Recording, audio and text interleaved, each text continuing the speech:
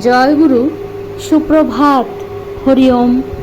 ওম অখণ্ড সংহিতা বা অখণ্ড মণ্ডলেশ্বর শ্রী শ্রীমৎ স্বামী স্বরূপানন্দ পরমহংসদেবের অমৃতময় উপদেশবাণী ষষ্ঠ খণ্ড।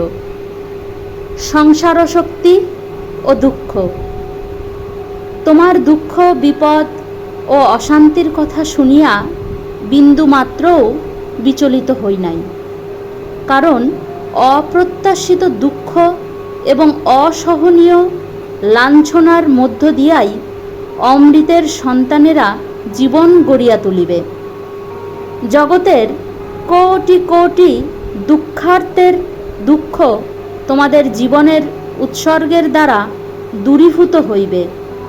এই জন্যই দুঃখের স্বাদ যে কেমন পরমাত্মা তাহা তোমাদিগকে এত যত্নের সহিত শিখাইয়া লইতেছেন।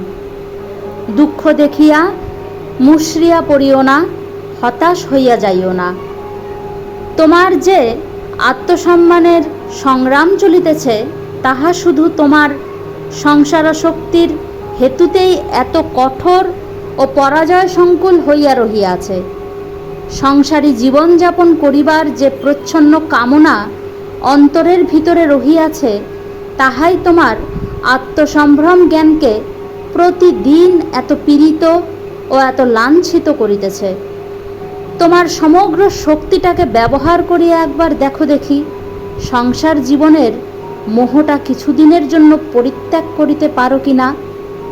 অবশ্য যে জীবনই তোমার গ্রহণীয় হোক, তোমার সহধর্মিণী, তোমার নিত্যসঙ্গিনী, মনটাকে ত্যাগের উচ্চ শিখরে অধিরোপণ করিয়া দুঃখ সহনে প্রস্তুত হও। হরি ওম।